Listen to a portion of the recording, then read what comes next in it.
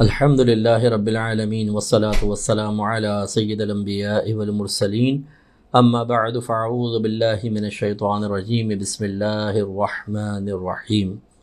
آج الحمدللہ 8ویں سپارے کے نصف سے 9ویں کے ثلث تک کے حصے کی تلاوت ہوئی، اور آپ نے مجھ سے پہلے بھی درس قرآن سماعت فرمایا۔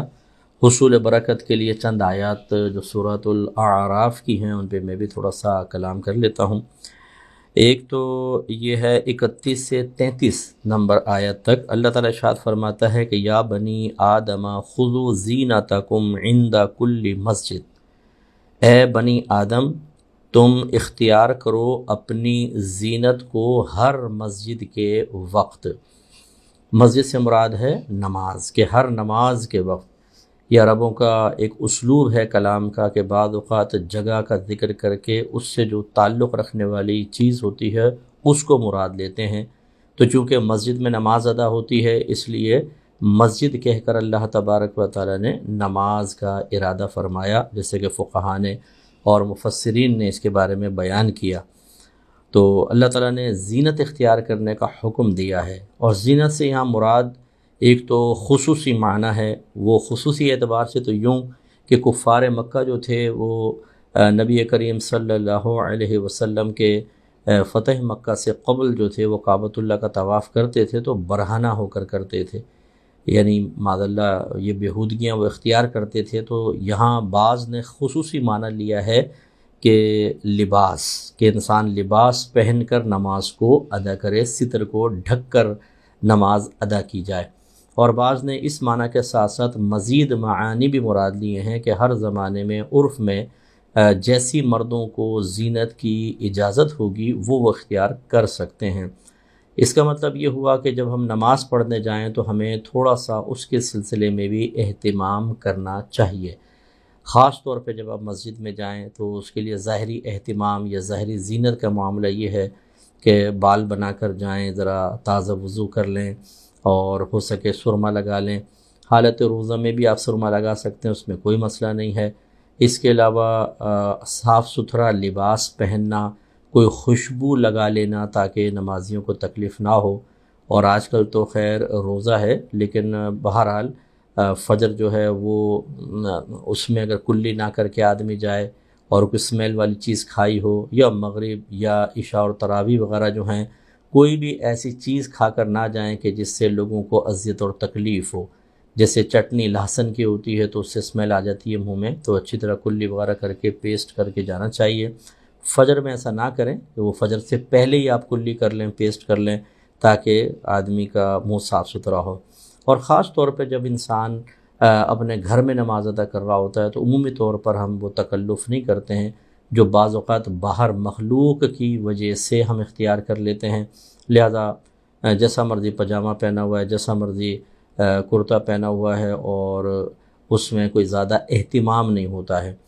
تو تھوڑا بہت اہتمام اگر گھر میں کبھی کبھار چلے، کبھی کبھار ہی کر لیں، خوشبو لگا لیں، صاف ستھرے کپڑے پہن کے نماز ادا کریں کہ اللہ کی بارگاہ میں حاضر ہو رہے ہیں، تو بہت اچھی چیز ہے۔ اور اس سے معلوم ہوا کہ مرد کے لیے مطلقاً زینت منع نہیں ہے، وہ زینت ممنوع ہوتی ہے کہ جس کو اللہ نے منع فرمایا، رسول کریم صلی اللہ علیہ وسلم نے منع فرمایا، جس کا تذکرہ میں اگلی آیات کے تحت عرض کر رہا ہوں۔ اور اللہ تعالیٰ فرماتا ہے وَكُلُوا وَاشْرَبُوا وَلَا تُسْرِفُوا إِنَّهُ لَا يُحِبُّ الْمُسْرِفِينَ، اور تم کھاؤ اور تم پیو اور تم اسراف نہ کرو، کیونکہ بے شک شان یہ ہے کہ اللہ تبارک و تعالیٰ اسراف کرنے والوں کو محبوب نہیں رکھتا ہے۔ اسراف کا مطلب یہ ہوتا ہے کہ اللہ کی نعمت کو اس طرح استعمال کرنا کہ نہ اس میں کوئی دین کا فائدہ ہو نہ دنیا کا فائدہ ہو، اسے کہتے ہیں اسراف۔ جیسے آپ کوئی کھانا تھوڑا بہت بچ گیا، پھینک دیا اس کو ڈسٹ بن کے اندر، اب یہ اللہ کی نعمت تھی، نہ اس میں کوئی دین کا فائدہ نہ دنیا کا فائدہ۔ ایسے ہم لوگ آدھا گلاس پانی پیتے ہیں، آدھا گلاس پھینک دیتے ہیں۔ بعض لوگ چائے آدھا کپ چھوڑ دیتے ہیں، یہ ایک فیشن بنایا ہوا ہے۔ اور اسی طرح ہوٹل وغیرہ میں کھانا کھاتے ہیں، زیادہ چیزیں منگا لیتے ہیں، پلیٹوں میں چھوڑ دیتے ہیں۔ شادی بیاہ میں جب ہم شرکت کرتے ہیں تو ہوس اور لالچ اتنا ہوتا ہے کہ اپنے پیٹ کا سائز بھی یاد نہیں رہتا کہ کتنا ہے، دبا کے بوٹیاں رانے اور یہ اور وہ ایسے بڑی پلیٹیں بھر لیتے ہیں، اس کے بعد کھایا نہیں جاتا ہے۔ اچھا یہ ضرور ہے کہ ہم جیسا کوئی آدمی ہو تو بھائی بدگمان بھی نہ ہو، کیونکہ ہم جب کسی جگہ جاتے ہیں ہم لوگوں کو منع کرتے رہتے ہیں کہ وہ پلیٹ میں نہ ڈالیں، لیکن وہی سمجھتے ہیں شاید مفتی صاحب عاجزی کر رہے ہیں، یا کوئی اور عالم دین منع کرے تو سوچتے ہیں شاید یہ تکلف سے کام لے رہے ہیں، چلے ہم زیادہ دے دیتے تو وہ زیادہ بھر دیتے ہیں، لیکن بہرحال وہ پھر ہم چھوڑتے اسی قصد و ارادے کے ساتھ ہیں کہ اس کو پھینکا نہ جائے، کوئی اور اس کو اور استعمال کر لے، اور بعض اوقات کر بھی لیتے ہیں۔ تو خلاصہ کلام یہ ہے کہ یہ اسراف ہے۔ اسی طریقے سے بہت سارے جوڑے بنا لینا جو آپ پہن ہی نہیں رہے، لیکن ہوس سے بس بنا کے رکھے ہوئے، حتیٰ کہ کیڑے کھا جاتے ہیں اس کو۔ اب اس طرح کے اتنے زیادہ لباس بنانے کا نہ دین میں کوئی فائدہ نہ دنیا کا کوئی فائدہ۔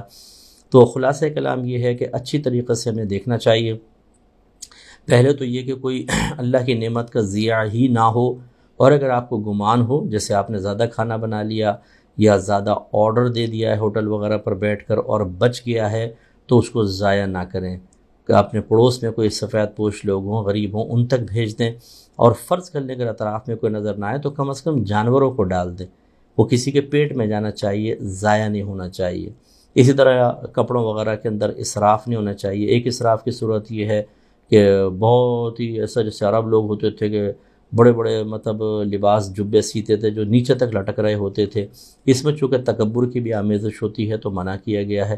باقی اللہ تعالیٰ نے ارشاد فرما دیا کہ جو کھاؤ اور پیو، بس اسراف نہ ہو۔ اس لیے ہمارا مذہب، یہ یاد رکھیں کہ ہمارا مذہب یہ نہیں کہتا کہ آپ اچھا کھانا نہ کھائیں، آپ اچھا نہ پئیں، اچھا لباس نہ پہنیں۔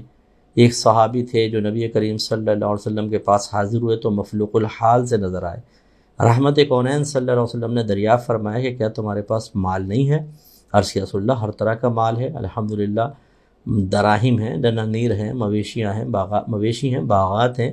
تو رحمت کونین صلی اللہ علیہ وسلم نے ارشاد فرمایا تو پھر اللہ تعالیٰ کی نعمت کا اثر تجھ پر ظاہر ہونا چاہیے، یعنی یوں بھی نہ کرو کہ مفلوق الحال سا آدمی رہے، گندے حلیے کے اندر رہے، اللہ نے بہت ساری نعمت دی ہیں، تو اس میں تکبر نہیں ہونا چاہیے، غرور نہیں ہونا چاہیے، کسی کو حقیر سمجھنا نہیں ہونا چاہیے، اس میں نعمت کا ضیاع نہیں ہونا چاہیے، تو بالکل استعمال کر سکتے ہیں۔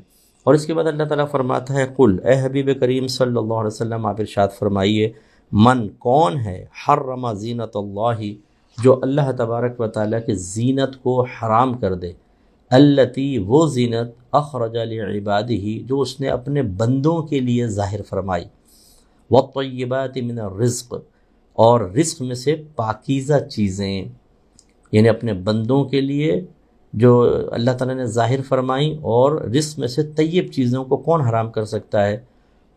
تو خلاصہ کلام یہ ہوا کہ ہم زینت کو اختیار کر سکتے ہیں لیکن دائرہ شریعت میں رہ کر، اور جب دائرہ شریعت میں رہ کر استعمال کر رہے ہوں۔ اب اگر اس پہ آبجیکشن کرے گا تو اللہ نے دیکھیں منع فرمایا، کون ہے جو اللہ تعالیٰ کی اس زینت کو حرام قرار دے جو اس نے اپنے بندوں کے لیے ظاہر فرمائی۔ اس کا مطلب مطلقاً زینت اختیار کرنا منع نہیں ہے، لہٰذا مردوں کے لیے بال اچھی طرح بنا کر رکھنا، تیل لگانا یا کوئی کریم وغیرہ یوز کرنا، اسی طرح اگر داڑھی ہے تو اس کو سنوار کر رکھنا، اچھا لباس پہننا، صاف ستھرا لباس پہننا، اچھے جوتے استعمال کر لینا، اسی طریقے سے کوئی اچھی گاڑی رکھ لینا، اپنے گھر کا اچھا ڈیزائن بنانا، جب کہ یہ حلال سے ہو تو کوئی اس میں کوئی حرج نہیں ہے۔ ہاں جو ممنوعہ زینتیں مرد کے لیے ہیں جیسے سونا پہننا یہ منع ہے، اور کوئی بھی دھات مرد نہیں پہن سکتا سوائے چاندی کے، ایک انگوٹھی ہو وہ بھی نگ والی، اور اس کا حلقہ جو ہے نگ چاہے کتنے وزن کا ہو، حلقہ 4.5 ماشا سے کم وزن کا ہونا چاہیے۔ اس کے علاوہ مرد سرما لگا سکتا ہے، کریم چہرے پہ لگا سکتا ہے، لوشن وغیرہ لگا سکتا ہے، داڑھی میں سیرم وغیرہ آتا ہے وہ لگا سکتا ہے، تو جائز کر سکتا ہے، ناجائز نہ ہو۔ مثال کے طور پہ کسی قوم سے مشابہت اختیار کرنا، ایسی زینت ہو کہ قوم سے کسی اور قوم کا شعار ہو، علامت ہو، وہ ہم اختیار کریں۔ کوئی مذہبی علامت کسی کی اختیار کرنا، ان چیزوں سے زینت حاصل نہیں کر سکتے۔ ٹیٹوز کو نبی کریم صلی اللہ علیہ وسلم نے صراحتاً منع فرما دیا، تو ٹیٹوز کے ذریعے زینت حاصل نہیں کر سکتے ہیں۔ ایسی ہر اس چیز سے زینت حاصل کرنا منع ہوتا ہے جس میں مرد کی عورتوں سے مشابہت لازم آ رہی ہو، جیسے لمبے لمبے بال رکھنا کہ کندھے سے نیچے، اور پونی باندھ لینا یا چٹیا رکھ لینا مرد کا، دور سے تو ایسا لگتا ہے عورت کھڑی ہے، قریب آئیں تو پتہ چلتا ہے کہ جی مرد ہیں۔ اسی طریقے سے کڑے پہن لینا، یا عورتوں کا لباس اختیار کرنا، کان میں بندے، ناک میں بعض اوقات وہ ڈال لیتے ہیں کچھ، اور یہ کان میں ٹاپس وغیرہ پہننا، یہ بالکل مردوں کے لیے منع ہے۔ نبی کریم صلی اللہ علیہ وسلم نے ارشاد فرمایا کہ جو مرد عورتوں سے مشابہت اختیار کریں اور جو عورتیں مردوں سے مشابہت اختیار کریں ان پر اللہ کی لعنت ہے۔ تو یہ میں نہیں کہہ رہا ہوں، یہ اللہ کے نبی ارشاد فرما رہے ہیں۔ ایسی ہماری خواتین بہنیں جو ہیں وہ ہر طرح کی زینت اختیار کر سکتی ہیں، اپنے لیے کرنا چاہیں بالکل ٹھیک، شوہر کے لیے کرنا چاہیں بہت بہتر، لیکن ایسی زینت اختیار نہ کریں کہ ایک تو یہ کہ وہی جیسے میں نے عرض کیا کسی قوم کا قومی شعار ہو، علامت ہو، وہ منع ہے۔ قوم کی کسی کی مذہبی علامت عورت اختیار کرے، منع ہے۔ یا اس قصد و ارادے سے زینت اختیار کرے کہ غیر مرد میری طرف مائل ہوں، مجھے دیکھیں، میری تعریف کریں، اور وہ غیر مرد سے مراد کو یہ نہیں کہ اجنبی مرد، اپنے کزنز جتنے ہوتے ہیں وہ سب کے سب غیر مرد ہوتے ہیں، لڑکی کے لیے خالو بھی غیر مرد ہوتا ہے، اس لیے ان چیزوں پہ ذرا توجہ کرنی چاہیے۔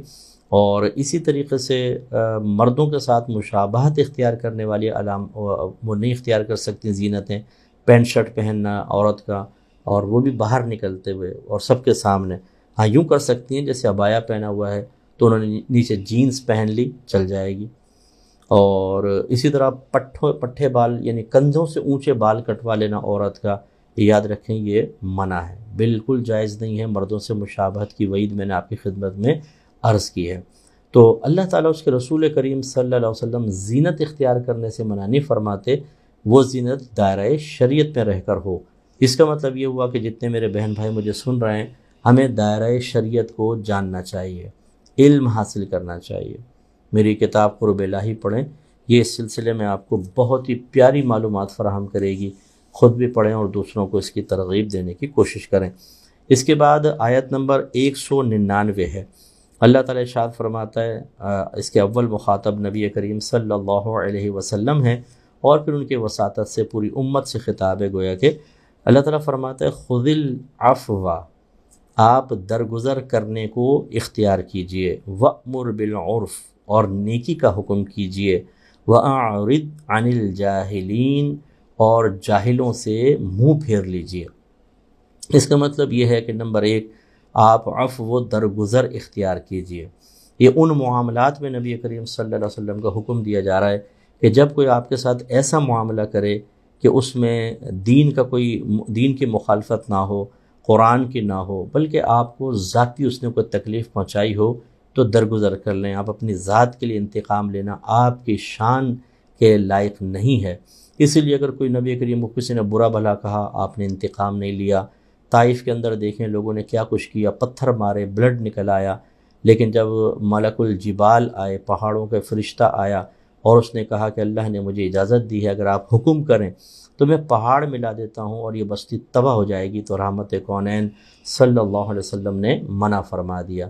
تو یہ گویا کہ اللہ تعالیٰ حکم آپ کو دے رہا ہے، صرف ذاتی طور پر پہنچنے والی تکلیفوں کے جواب میں جو عمل اختیار کرنا ہے اس کے لیے حکم ہے کہ آپ درگزر کیجئے۔ لیکن جب شرعی مسئلہ ہوتا تھا، رحمت کونین صلی اللہ علیہ وسلم بالکل درگزر نہیں کرتے تھے۔ لہذا اگر کسی سے کوئی خطا ہو گئی تو فوری طور پر اسے گرفت فرماتے تھے، اور اگر بعض اوقات تو جلال میں آ جانا ثابت ہے کہ آپ بہت زیادہ سخت جلال میں تشریف لائے اور آپ نے اظہار ناراضگی بھی فرمایا ہے۔ تو یہ بس ایک ہمیں بھی ذہن میں رکھنا چاہیے۔ ہم کہتے ہیں جی ہم تو درگزر کر رہے ہیں، چھوڑو جی، بیوی گناہ کرے ہم درگزر کر رہے ہیں، اولاد غلط روش پہ جا رہی ہے ہم درگزر کر رہے ہیں، تو یہ ماتحت غلط کر رہا ہے ہم درگزر کر رہے ہیں، یہ نہیں ہوتا ہے۔ ہاں یہ ضرور ہے کہ ادعو الی سبیل ربک بالحکمت والموعظۃ الحسنہ، آپ کے رب ارشاد فرماتا ہے کہ اللہ کی طرف بلاؤ اچھی اور پکی تدبیر کے ساتھ۔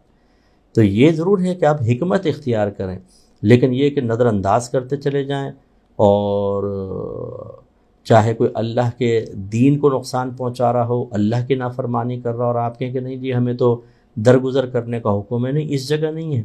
اس جگہ تو ہمیں حکمت کے ساتھ اللہ تعالیٰ نے جہاں جس عمل کے بارے میں اجازت دی ہے وہاں پہ گرفت کرنی ہی ہوگی۔ دوسرا فرمایا وَأْمُرْ بِالْعُرْفِ، آپ نیکی کا حکم کیجئے۔ نیکی کا حکم دو چیزوں پر مشتمل ہوتا ہے۔ اگر میں کسی کو کہوں نماز پڑھ لو، یہ بھی نیکی کا حکم ہے، میں عمل کرنے کا کہہ رہا ہوں۔ اور کبھی ہم کہتے ہیں کہ یار دیکھو یہ رشوت لینا چھوڑ دو، یہ بھی نیکی کا حکم ہے، اگرچہ اس کو نہیٌ عن المنکر سے تعبیر کرتے ہیں کہ برائی سے روکنا، لیکن بہرحال اگر غور کریں وَأْمُرْ بِالْعُرْفِ میں دونوں چیزیں داخل ہیں۔ کسی جو اللہ نے جس کام کے کرنے کا حکم دیا ہم اس کے بارے میں کہیں کہ یہ کرو، یہ نیکی کا حکم ہی دے رہے ہیں۔ جس کام سے اللہ تعالیٰ نے رکنے کا حکم دیا، اللہ کی نافرمانی، ہم اس سے کہہ رہے ہیں کہ یہ کام نہ کرو، یہ بھی نیکی کا حکم ہے۔ تو لہٰذا نیکی کا حکم سب سے پہلے اپنے آپ کو میں دینا چاہیے، پھر اپنے گھر والوں کو، اپنے ماتحت لوگوں کو، اپنے دوستوں کو، اپنے دیگر مسلمان بھائی بہنوں کو، جتنی اللہ نے وسعت دی ہے، جتنا آپ کو علم دیا ہے، یہ ہمیں کرنا چاہیے۔ اس میں کوتاہی کرنا آخرت میں گرفت کا سبب بنے گا۔ اور پھر فرمایا وَعَارِضْ عَنِ الْجَاهِلِينَ، اور جاہلوں سے منہ پھیر لیجئے۔ یعنی جاہل دو طرح کے ہوتے ہیں، ایک تو جس کو علم نہیں ہے، تو یہ نہیں کہ آپ جاہلوں سے منہ پھیر لیں، اس کا مطلب ہے صرف علماء کو بیان کریں، صرف صاحب علم کو بیان کریں، یہ نہیں۔ مراد کیا ہے؟ مراد یہ ہے کہ ایک تو ہوتا ہے کم علم آدمی، اسے ہمیں علم سکھانا چاہیے اور اس کو کوشش کرنی چاہیے علم کی طرف مائل کریں۔ ایک وہ ہوتا ہے جس کو علم دے رہے ہیں، اسے بتا رہے ہیں یہ غلط ہے، یہ صحیح ہے، لیکن وہ ماننے کے لیے تیار نہیں، بلکہ وہ الٹا اٹیک کرتا ہے، وہ اس کو انا کا مسئلہ بنا لیتا ہے، پیچھے پڑ جاتا ہے، گالیاں بکتا ہے۔ جیسے کہ سرکار صلی اللہ علیہ وسلم کے دور اقدس کو ذہن میں لائیں کہ بعضوں کو سرکار نے تبلیغ فرمائی تو وہ دشمن ہو گئے، آپ پہ الزامات لگا رہے ہیں، آپ کو مار رہے ہیں، معاذ اللہ غلط قسم کی باتیں آپ کی طرف منسوب کی جا رہی ہیں، جو آپ کے متبعین ہو گئے، جو آپ کے متعلقین ہو گئے، ان کو اذیتیں دی جا رہی ہیں۔ ایسے لوگ کہ جو نصیحتوں کے باوجود، سمجھانے کے باوجود پھر اپنی جہالت کو ترک نہ کریں، تو پھر ان کے بارے میں اللہ تعالیٰ نے بیان فرمایا کہ ان سے اعراض کریں، منہ پھیر لیں۔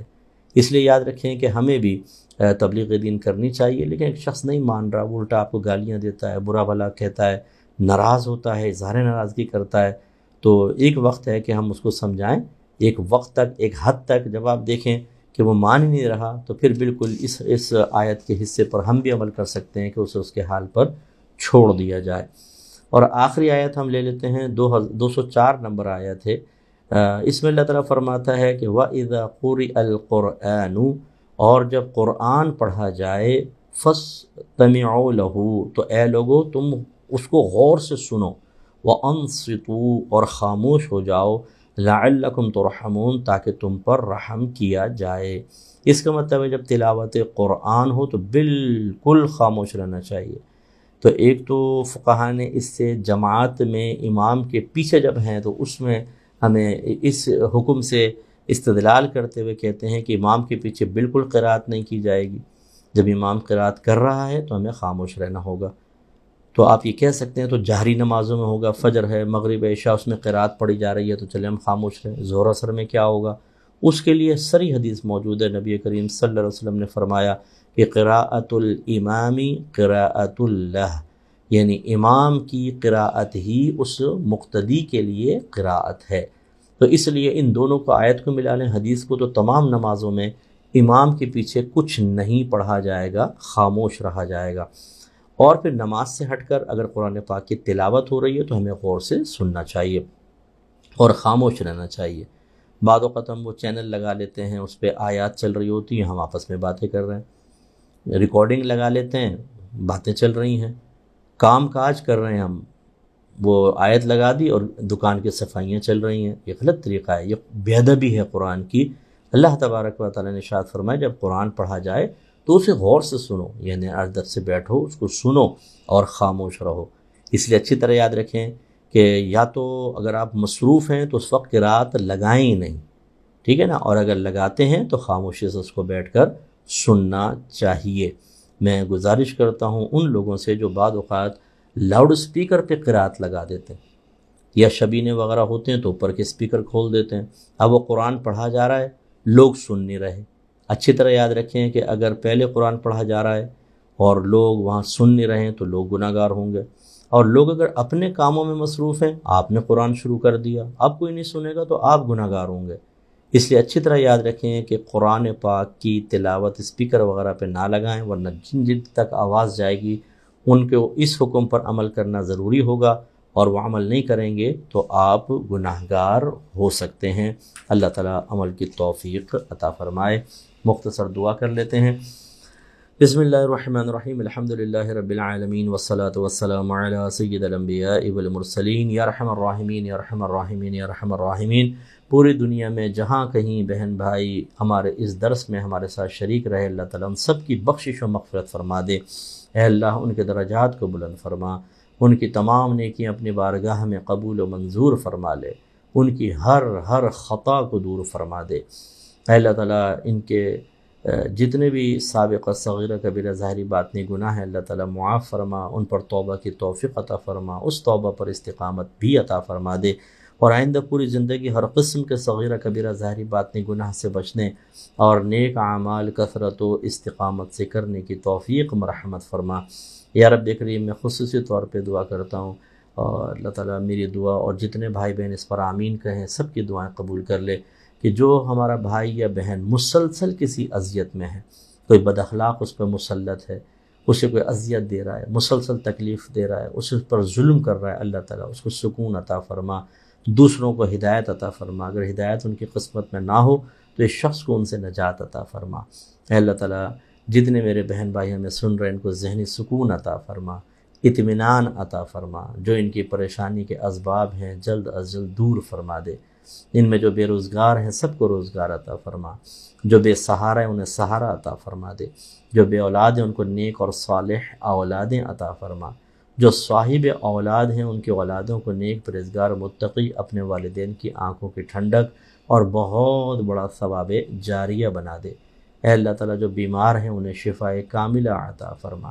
بہت سارے ہمارے بہن بھائی بیمار ہیں، کوئی کینسر میں مبتلا ہے، کوئی ٹی بی کے اندر ہے، کسی کوئی بخار میں مبتلا ہے، کسی کو کورونا ہو گیا ہے، اور بہت سارے امراض ہیں۔ اللہ تعالیٰ اپنے حبیب کے صدقے سب کو شفاء کاملہ عطا فرما دے، اور اللہ تعالیٰ جب تک تیری حکمت بالغہ کے تحت وہ بیماریاں ان کے ساتھ رہیں، صبر جمیل کی توفیق عطا فرما، اس صبر جمیل پہ بے حد اجر عطا فرما۔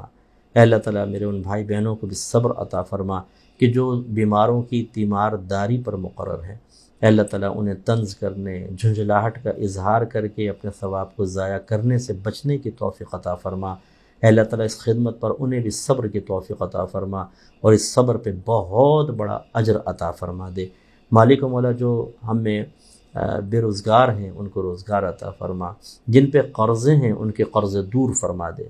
بہت ساری والدائیں ایسی ہوں گی جو ہمارے ساتھ دعا کر رہی ہیں، اور ان کی جوان بچیاں ہیں اور اچھے رشتے نہیں آتے ہیں، یا آتے ہیں تو مسائل ہوتے ہیں ان رشتوں کے اندر۔ اللہ تعالیٰ ان کی اس ذہنی اذیت کو بھی دور فرما دے، بچیوں کے اچھے اور مناسب رشتے ان کی طرف متوجہ فرما۔ اے اللہ تعالیٰ جن کے قرضے ہیں ان کے قرض دور فرما، جو بیجا مقدمات میں گرفتار ہیں، بیچارے کورٹ کے چکر پہ چکر لگ رہے ہوتے ہیں، اللہ تعالیٰ ان کو اس سے نجات عطا فرما۔ جو ہمارے بے قصور بھائی بہن جیلوں کے اندر بند ہیں اور پریشان حال ہیں، ان کو کئی سال جیلوں میں ہو گئے، اللہ تعالیٰ ان کی رہائی کے اسباب مہیا فرما دے۔ خصوصی طور پہ دعا فرمائے ان بھائیوں اور بہنوں کے لیے جو ہمارے الفرقان اسکالرز اکیڈمی کے ساتھ خاص طور پر مالی تعاون اور دیگر ذرائع سے تعاون کر کے ہمارے لیے دین کے کام میں آسانی پیدا کرتے ہیں اور اپنے لیے بہت بڑا ثواب جاریہ کر رہے ہیں۔ اللہ تعالیٰ ان سب کی بخشش و مغفرت فرما دے، ان کو دنیا میں اولاد کی فرما برداری کے ذریعے بدلہ عطا فرما، کاروبار میں برکت کے ذریعے، نوکریوں میں اضافے کے ذریعے، اللہ تعالیٰ ان کو صحت کے ذریعے بدلہ عطا فرما، مالک مولا ذہنی سکون عطا فرما۔ پاک پروردگار یہ خدمت کرنے والے جب رخصت ہوں تو ان کو بہت ہی پیاری موت عطا فرمانا، ملک الموت علیہ السلام ان کے لیے جنت کی نعمتیں لے کر آئیں۔ اللہ تعالیٰ ان کی روح کو عرش الہی تک رسائی عطا فرمانا کہ وہاں جا کے سجدہ ریز ہونے کی سعادت حاصل کرے۔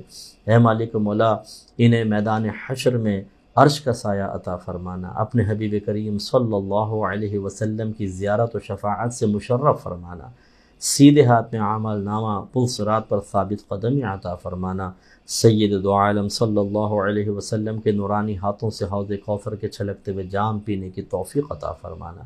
اے اللہ تعالی ہم سب کو جو ہمارے ساتھ شریک ہیں جنت الفردوس میں نبی کریم صلی اللہ علیہ وسلم کے پڑوس میں جگہ عطا فرمانا۔ اے اللہ تعالی ہماری تمام دعائیں ہر مسلمان بھائی ہر مسلمان بہن کے حق میں بھی قبول و منظور فرما لے۔